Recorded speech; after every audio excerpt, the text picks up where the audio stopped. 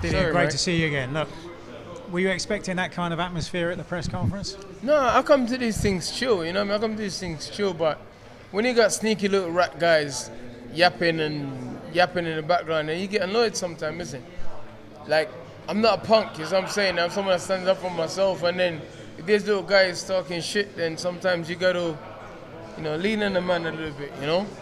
In some ways, does that help to fire you with a couple of days to go? No. I'm easy, man. I'm already fired up, it's shameful to say, but violence is the easiest thing for me and the thing I know to do best. What have the last 7 months been like for you? Been all right. I lost the fight. Listen, I've lost many things in life, man. I lost many things in life. I lost 3 fights. Okay, underperforming the last one. But that's how it goes. It's boxing. It's heavyweight boxing. I've been off heavyweight fights. You're gonna get knocked out and knocked down at some point.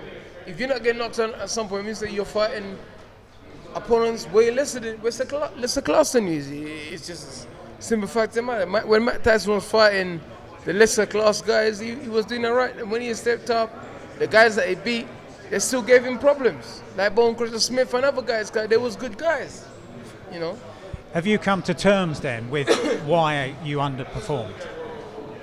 There's a lot of things. I just left it and move on. I've even stripped it down because there's a lot of things to look at, and hindsight is a bitch, as they say, but sometimes you just say, yo, that's it, move on, because I wanted to get straight back in the ring. I'm not a punk that hides, I'm going to take 6 months off and I'm going to try and rebuild, and no, I said, Teddy, try and get me the best fight you can get me, and Jermaine Franklin was the best. Tyson Fury has said that after beating you, he retired and then found he couldn't live life without boxing. Do you need boxing? No.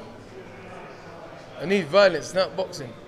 I've done different style of combat before. I just like fighting. I enjoy fighting.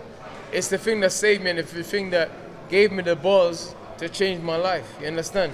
So for me, it's important. It's the thing that made me, give me enough courage and give me big enough balls to go out and start going to the gym, start doing stuff, stop hanging around the street. So I need something, but it might not be a high grade, but it may be something else, And Jermaine Franklin was a fight that was talked about this time last year. How long has he been on your radar? He's really been on my radar. Listen, we just try to make the best fights we can make. And at the time, obviously, he said 1-0 and he had a decent ranking and stuff. So he said, I'll keep turning the fight down. I said to him, I never turn the fight down. We looked at you and you wasn't relevant enough. So we got a bigger name. It's not like I looked at him and thought lesser name. If you look at all the people before you understand? So sometimes the TV stations won't allow you to fight these guys. They're like, nah, But certain times they would allow you to because you're coming up a defeat and they understand and you're a commodity for them. So they want to Billy back. So they'll say, okay, we'll slip him in. And he's a good fighter, so he's a decent fighter. No overlook him, he's a good fighter, he's a decent fighter. He's undefeated. And undefeated heavyweight is probably one of the hardest things to beat on the planet. And Eddie Hearn's been talking about a win for you brings a rematch against Anthony Joshua. Eddie Hearn's a businessman. He said the same thing to Jermaine Franklin. Eddie Hearn's a businessman. I don't take it personally. I don't pay much attention to it because it's boxing. I win and Anthony Joshua fights someone else. So I can't bank on it. It's heavyweight boxing, you feel me? So I just focus on me. And just to finish on an amazing British heavyweight scene, we've got the British title fight on the undercard. Fabio Wardley, of course, against Nathan Gorman. How do you see that going? Great fight. I think Fabio will catch up to him about 5-6 rounds. He'll be able to evade early and be tricky because he's a good fight. He's a classy operator. He have more class than what he showed and always looked, And I think Fabio will knock him out 6-7. Great stuff. Thanks, Dillian. Cheers, man. Thanks, mate.